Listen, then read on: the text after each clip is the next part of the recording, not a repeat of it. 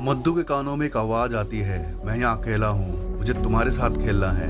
जंगल में उस टाइम कोई भी नहीं था। उसके बाद अपने सपने में मद्दू देखता है एक सरकटा लड़का उसके ऊपर चढ़कर बैठा है। जब डर से मद्दू की आंख खुलती है तो वही बिना सर वाला लड़का उसके कमरे में खड़ा था, जबकि उसका सर हवा में तैर रहा था। इसके बाद क्या हुआ जानेंगे आगे कहानी में, लेकिन कहानी में आगे बढ़ने से पहले हर बार की तरह अपने ईष्ट को याद जरूर कर ले, क्योंकि क्या पता यही लड़का आपके सपने में भी आ जाए। तो चलिए शुरू करते हैं आज की कहानी।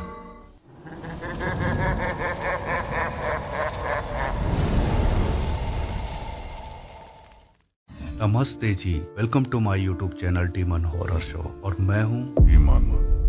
गाइस, कुछ जगह और कहानियां ऐसी होती हैं अपने अंदर एक डरावना रहस्य या राज छुपाए बैठी होती हैं। क्या कभी आपने सोचा है कि ये जो कहानियां या जगह हैं इतनी रहस्यमय और डरावना क्यों हैं? क्योंकि वहाँ कुछ बेहद काले और कड़वे सच दफन होते हैं जो समय के साथ बेहद खौफनाक रूप ले लेते हैं। ऐसे ही एक डरावने सच से पर्दा उठने वाला है। आज आप कमरे की लाइट बंद मत करना और हो सके तो वीडियो अकेले भी मत देखना। ऐसे ही डरावने सच को जानने के लिए चैनल को सब्सक्राइब करके ऑल नोटिफिकेशन को ऑन कर लें। तो हेडफोन लगाइए और मजा लीजिए आज की कहानी का।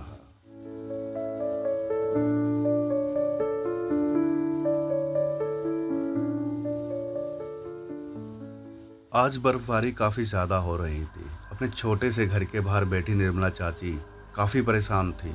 शाम का अंधेरा गिरने लगा था। बर्फ की सफेद चादर बाहर आंगन और आसपास के पेड़ पौधों पर चढ़ चुकी थी। दूर दूर तक इस शाम के अंधेरे में बर्फ की ये सफेद चादर अलग ही रंग बिखेर रही थी। दूर पहाड़ों पर कहीं कहीं पर घरों में चलने वाली लाइट बर्फ की सफेद चादर पर सुनहरी रोशनी बिखेर रही थी।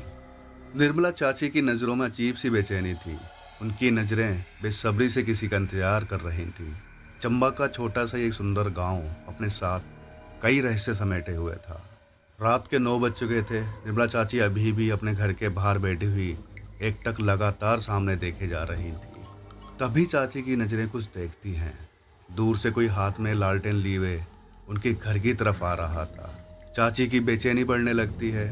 वो ताक झाँक करते हुए ध्यान से देखने की कोशिश करती हैं तो देखती हैं धीरे धीरे वो व्यक्ति जो उनके घर की तरफ आ रहा है पास आता जा रहा था।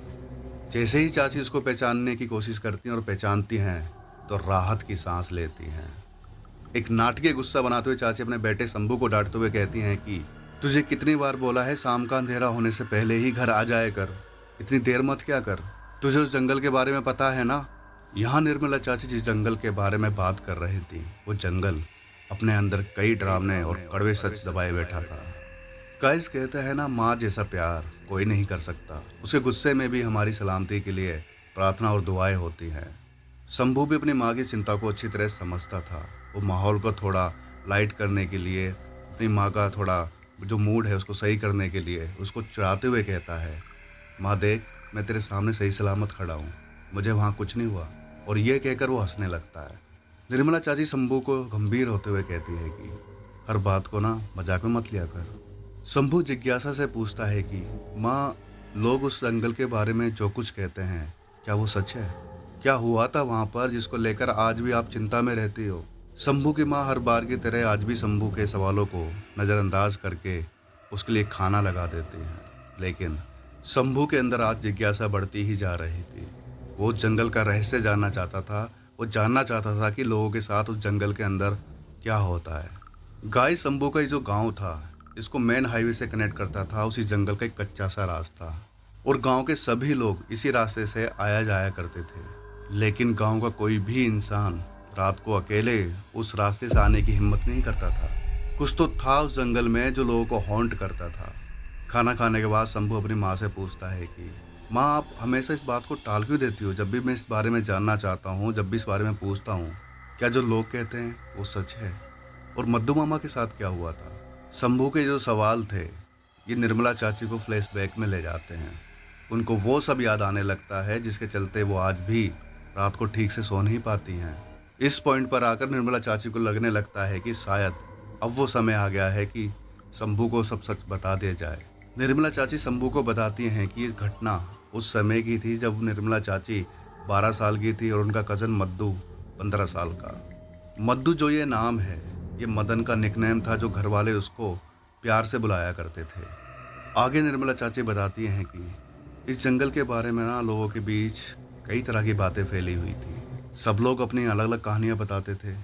लोगों का कहना था रात को उस जंगल से किसी के चीखने की आवाज़ आती है, कोई अपनी मदद के लिए बुलाता है। यहाँ तक कि लोगों ने एक सरकटे लड़के को उस जंगल के अंदर घूमते हुए देखा था और कई लोगों का कहना था कि दिन में भी उस लड़के को वहाँ देखा गया है। उस बिना सर वाले लड़के का खौफ और डर इतना ज़्यादा था कि लोगों ने शाम के 7 बजे के बाद उस रास्ते पर उस जंगल की तरफ जाने पर प्रतिबंध लगा दिया था। निर्मला चाची और उनका कज़न मद्दू अक्सर अपने बचपन के दिनों में उस जंगल की तरफ खेलने निकल जाया करते थे। मद्दू निर्मला चाची के बड़े पापा का लड़का था या कह लीजिए उनके ताया का लड़का था। लेकिन एक दिन इनके साथ कुछ ऐसा हुआ, कुछ ऐसा तूफान आया कि इनकी ज़िंदगी हमेशा के लिए बदल गई। एक दिन उसी जंगल में खेलते हुए इन दोनों को काफ़ी समय बीत गया था। ये दोनों अपनी बॉल से उस जंगल के अंदर खेल रहे थे। लेकिन खेलते समय इनकी जो बॉल है वो नीचे की तरफ जहाँ थोड़ी खाई थी वहाँ चली जाती है। मद्दू अपनी बॉल को ढूंढने के लिए उसी खाई की तरफ नीचे की तरफ चला जाता है और निर्मला वहीं ऊपर की तरफ उसका इंतजार करने लगती है। जब काफ़ी देर हो गई मद्दू ऊपर नहीं आया तो निर्मला को चिंता होने लगी। डर और घबराहट में वो मद्दू को बार बार आवाज़ लगाती है। लेकिन निर्मला को नहीं पता था कि उधर मद्दू के साथ क्या होने वाला है। जब मद्दू नीचे अपनी बॉल को ढूंढ रहा था तब उसको एक झाड़ी से कुछ आवाज़ आती है। मद्दू जब ध्यान से देखता है तो उसको ऐसा लगता है कि कोई छिपकर उसको वहाँ से देख रहा है। मद्दू आवाज़ देता है कि कौन कौन है वहाँ पर? लेकिन उस तरफ से कोई आवाज़ नहीं आती है, ना ही कोई जवाब आता है। मद्दू 2-3 बार और आवाज़ लगाता है कि कौन है वहाँ पर? लेकिन इस बार भी कोई जवाब नहीं आता है उस तरफ से। गाइस अब इस पॉइंट पर मद्दू काफ़ी डर गया था और वो जल्दी से ऊपर वापस आने की कोशिश करता है कि तभी पीछे से आवाज़ आती है कि क्या तुम लोग मुझे अपने साथ नहीं खिलाओगे? मैं भी तुम लोगों के साथ खेलना चाहता हूँ। मद्दू जैसे ही पलटकर पीछे देखता है और जो उसने देखा वो इतना भयानक और डरावना था कि मद्दू की चीख निकल गई थी। मद्दू ने देखा एक बिना सर वाला लड़का जिसकी उम्र लगभग उसके बराबर ही थी उसके सामने खड़ा है। वो पूरा खून से सना हुआ था और बार बार यही कह रहा था कि मुझे भी तुम लोगों के साथ खेलना है, मैं भी तुम लोगों के साथ खेलना चाहता हूँ। मैं यहाँ एकदम अकेला हूँ और यहाँ मेरा कोई दोस्त नहीं है। मद्दू इस भयानक मंजर को देखकर रोने लगता है और वहाँ से भागने लगता है। ऊपर खड़ी निर्मला जब मद्दू को इस तरह पागलों की तरह भागता हुआ देखती है तो वो भी उसके पीछे भागने लगती है। उसको तो कुछ समझ नहीं आया था कि नीचे मद्दू के साथ क्या हुआ था।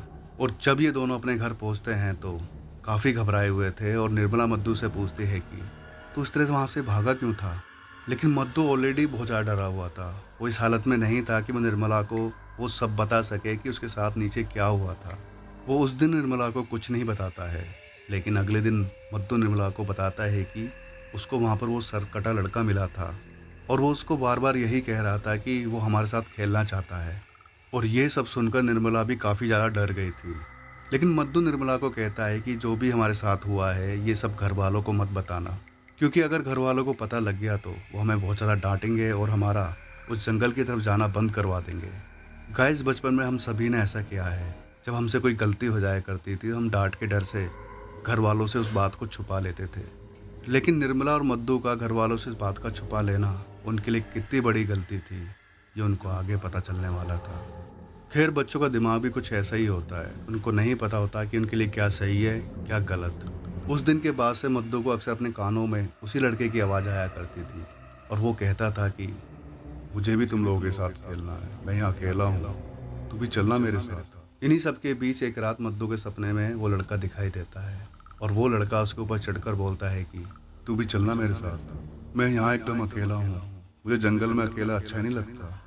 देख मुझे कितना दर्द होता है, मुझे उस जंगल में ठंड भी लगती है, वहाँ मेरा कोई ख्याल नहीं रखता। मद्दू इतना ज़्यादा डर गया था और जब घबरा कर वो उठकर बैठता है, उसके दिल की धड़कनें तेज थीं, उसकी सांसें तेज तेज चल रही थीं। तभी वो देखता है कि वही सरकड़ा लड़का एक कोने में खड़ा था और उसका कटा हुआ सर हवा में तैर रहा था। मद्दू देखता है कि उस लड़के का सर बड़ी ही डरावनी मुस्कुराहट के साथ मद्दू को घूर रहा था। उसका चेहरा एकदम बेजान ठंडा सफ़ेद था। मद्दू ये देखकर रोने लगता है और चिल्लाने लगता है। मद्दू की माँ उससे पूछते हैं कि क्या हुआ? तब मद्दू उनको बताता है कि एक लड़का मुझे दिखाई देता है, वो मुझे अपने साथ चलने को बोलता है, वो उस जंगल में रहता है माँ। और मुझे भी अपने साथ चलने के लिए कहता है। मद्दू की माँ ये मद्दू का सिर्फ एक डरावना सपना समझती है और उसको कहती है कि तुझे जब भी ऐसा लगे ना, तो भगवान का नाम ले लेना, सब ठीक हो जाएगा। कुछ दिन बाद जब सब कुछ नॉर्मल हो गया था, सब कुछ ठीक चल रहा था, ये दोनों भाई बहन उसी जंगल में फिर से जाते हैं खेलने के लिए। लेकिन इस बार ये लोग जंगल के अंदर नहीं गए थे, ये बाहर ही खेल रहे थे, क्योंकि मद्दू को उस दिन की घटना आज भी याद थी। तभी अचानक मद्दू उस जंगल की तरफ देखने लगता है। वो लगातार बिना कुछ बोले उस जंगल की तरफ देखे जा रहा था। निर्मला को भी उसका ये बिहेवियर काफ़ी अजीब लगता है। वो भी डर जाती है, एक तरह से सहम जाती है। इवन वो मद्दू को आवाज़ भी देती है, लेकिन मद्दू से यही कहता है, मुझे जाना होगा, वो मुझे बुला रहा है, वो वहाँ पर अकेला है। मद्दू एक तरह से हिप्नोटाइज हो गया था और वो सामने की तरफ देखता हुआ बिना पल के झपकाए लगातार एक ही तरफ देखते हुए जंगल की तरफ जाने लगता है। गाइस, यहाँ पर निर्मला भी कुछ भी नहीं कर पाती है, वो सिर्फ देखती रह जाती है। तभी निर्मला देखती है उसी जंगल से एक बिना सर वाला लड़का बाहर आता है और मद्दू को अपने साथ पकड़कर ले जाने लगता है। निर्मला इस समय बहुत ज़्यादा डर गई थी, वो अपनी समझ खो चुकी थी। वो ये भी नहीं समझ पा रही थी कि जल्दी से अपने गांव में जाए और किसी को हेल्प के लिए बुलाकर लेकर आए। वो सिर्फ देखती रह जाती है। वैसे भी एक 12 साल के बच्चे में कितनी अकल होगी, और वो क्या ही कर सकता था। और उस दिन के बाद से मद्दू फिर कभी वापस नहीं आया, और ना ही काफ़ी ढूंढने के बाद भी उसका कुछ पता चल सका। इस घटना के बाद से गायद निर्मला चाची एक तरह से गिल्ट में जी रही थी। इवन उनके बड़े पापा का जो परिवार था, उनका भी ये मानना था कि शायद अगर निर्मला समय रहते उनको बता देती तो शायद मद्दू को बचाया जा सकता था। और ये सब बताते हुए निर्मला चाची का गला रूंध जाता है, वो रोने लगती हैं। शंभू अपनी माँ की जो बातें थीं बड़े ही ध्यान से सुन रहा था। उसके दिल में भी इस दर्द का एहसास था। आखिर उसने भी अपने मामा को खोया था, और आज इस बात से पर्दा उठ गया था कि उस जंगल में क्या है और उसके मामा के साथ क्या हुआ था, और गांव के लोग क्यों उस तरफ जाने को मना करते हैं और तरह तरह की बातें करते हैं। गाइस, कहा जाता है कि वो बिना सवाल लड़का आज भी इस जंगल में घूमता है और लोगों को अपनी मदद के लिए चिल्लाता है, आवाज़ लगाता है। काफ़ी टाइम पहले कुछ क्रिमिनल्स ने उस लड़के को किडनैप करके उस जंगल में ले आकर मार दिया था, जहाँ उन लोगों ने उसका सर धड़ से अलग करके अलग अलग जगह फेंक दिया था ताकि उसकी पहचान ना हो सके। तभी से वो बिना सर वाला लड़का लोगों को दिखाई देने लगा। अगर कोई चंबा से इस वीडियो को देख रहा है तो कमेंट सेक्शन में अपनी राय बता सकता है। उम्मीद है आज की कहानी आपको पसंद आई होगी, और अगर पसंद आई है तो इसको लाइक शेयर कमेंट जरूर करें। अपनी फैमिली एंड फ्रेंड के साथ ज़्यादा से ज़्यादा शेयर करें। और अगर आप भी अपनी कोई ऐसी कहानी या घटना शेयर करना चाहते हैं और चाहते हैं कि मैं अपनी आवाज़ में नरेट करूं, तो हमारे दिए गए इंस्टा ID के लिंक और email ID के लिंक पर शेयर कर सकते हैं। लिंक डिस्क्रिप्शन में दिए गए हुए हैं। इस तरह की और कहानी सुनने के लिए हमारे चैनल को सब्सक्राइब कर लें, क्योंकि मैं इस तरह की बेहद रोमांचक, सच्ची और डरावनी घटनाएं लेकर आता रहूँगा। तो मिलते हैं नेक्स्ट वीडियो में, तब तक अपना ध्यान रखें। धन्यवाद।